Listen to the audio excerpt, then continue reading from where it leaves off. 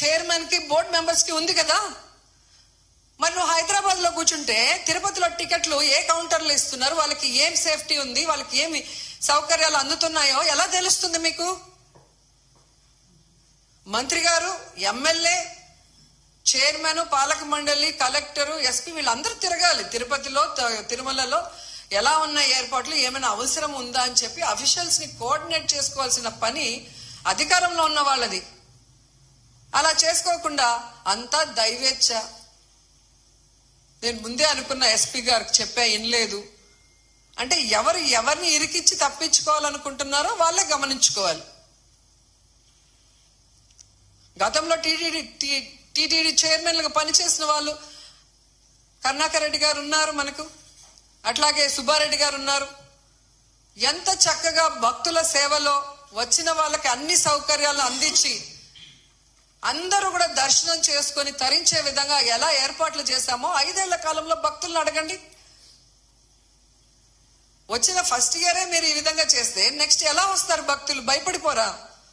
అంటే తిరుమలకి ఎవరు రాకూడదు అన్నట్టుగా అప్పుడేమో ఏదో కల్తీ జరిగిందని అబద్ధపు ప్రచారం చేసి సుప్రీంకోర్టుతో అక్షింతలు వేయించుకున్నారు. ఇప్పుడు నిర్లక్ష్యంతో 6 మందిని చంపేసి అమ్మో కొండకెళ్తే ఏమన్నా అవుతుంది అన్నట్టుగా ఇప్పుడు తయారు చేశారు. అంటే తిరుమల పవిత్రతను దెబ్బతీయటానికి కంకణం కట్టుకున్నట్టుంది కూటమి ప్రభుత్వం.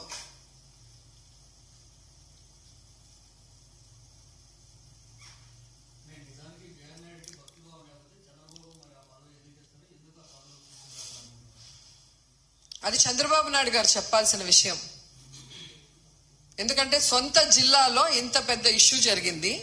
బిఆర్ నాయుడు చిత్తూరు జిల్లాకు చెందినవాడే. మరి జిల్లాలో తిరుమల పవిత్రత గురించి తెలుసు, ఎన్ని లక్షల మంది వస్తారు వైకుంఠ ఏకాదశికి ఇద్దరికి తెలుసు. వాటికి ఎలా ఏర్పాట్లు చేయాలో చంద్రబాబు నాయుడుకి తెలుసు, బిఆర్ నాయుడుకి తెలియదు. తెలియనప్పుడు చెప్పి చేయించుకోవాల్సిన బాధ్యత ముఖ్యమంత్రికి ఉంది. అలా చేయడం చేత కాని వాడికి చైర్మన్ పదవి ఇవ్వకూడదు. ఏ లాలూచితో ఇచ్చారో వాళ్ళు చెప్పాలి.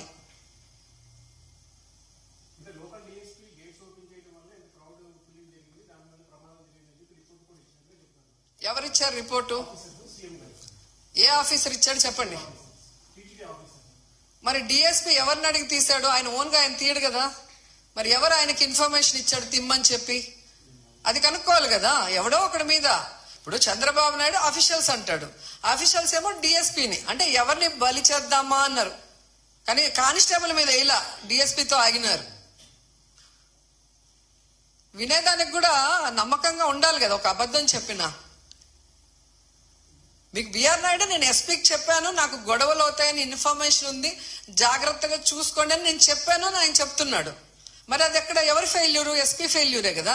మరి ఎస్పీ మీద ఇవ్వకుండా డిఎస్పీ మీద ఎందుకు ఇచ్చారు? అంటే అబద్ధాలు ఎవరికి నచ్చినట్టు వాళ్ళు ప్రెస్ వాళ్ళు రాగానే తెలియక చెప్పేశారు, దాంట్లో వాళ్ళే ఇరుక్కుపోతున్నారు. ఇది ఎవ్రీ ఇయర్ జరిగేదే కదండి. ఇప్పుడు కోవిడ్ లాగా ఏదో సడన్ గా వచ్చింది, అది ఎలా ఉంటుందో తెలీదు, మేము చేయలేకపోయినామంటే అర్థం ఉంది. అలాంటి సమయంలో కూడా జగన్మోహన్ రెడ్డి గారు వయసులో చిన్నవాడైనా ఇండియాలోనే బెస్ట్ గా ఈరోజు ప్రజల్ని కాపాడుకోవడానికి, వాళ్ళకి వైద్యాన్ని అందించడానికి, వాళ్ళకి టెస్టింగ్లు చేసి, వాళ్ళకి కోవిడ్ సెంటర్లు ఏర్పాటు చేసి, వాళ్ళకి నాణ్యమైన ఫుడ్ పెట్టి, మళ్ళీ వాళ్ళు బయటకు వెళ్ళి పని చేసుకోలేరని 1000 రూపాయలు ఇచ్చి బియ్యము కూరగాయలు అన్ని ఇచ్చి ఎలా కాపాడుకున్నారు? కోవిడ్ గురించి తెలియనప్పుడే ఆయన అంత చేస్తే నీకు ఎవ్రీ ఇయర్ జరిగేది కదా. ఇది ఎన్ని లక్షల మంది వస్తారో తెలుసు కదా. తెలిసినప్పుడు ఏర్పాట్లు చేసుకోవాల్సిన బాధ్యత మీకుంది, దానికి మాట్లాడుకోవాల్సిన బాధ్యత మీకుంది. అవన్నీ వదిలేసి ఎవడో ఒకటి మీద వేస్తే ఒకడికి సంబంధించింది కాదు కదా, ఇది లక్షలాది మంది భక్తులకు సంబంధించింది.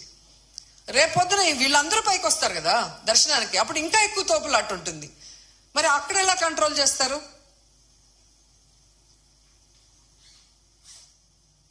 సో ఇది ఎవడో ఒకరిని బలిపశు చేయాలనేసి టీవీల్లో వార్తలు ఇస్తూ ఎఫ్ఐఆర్ లో మాత్రం ప్రమాదవశాత్తు జరిగిందని రాయటం. మీరు ఆలోచించండి, ఇది తప్పించుకోవడానికి చేస్తున్న కార్యక్రమం. భగవంతుడు వీళ్ళని వదిలిపెట్టడు, ఈ తప్పు చేసిన వాళ్ళని వదిలిపెట్టడు. అట్లాగే కేంద్ర ప్రభుత్వం కూడా సిన్సియర్ గా దీని మీద ఇన్వెస్టిగేషన్ చేయించి తప్పు చేసిన వాళ్ళ మీద క్రిమినల్ కేసులు వేయాలి. అది మా డిమాండ్. అలాగే చనిపోయిన వాళ్ళకి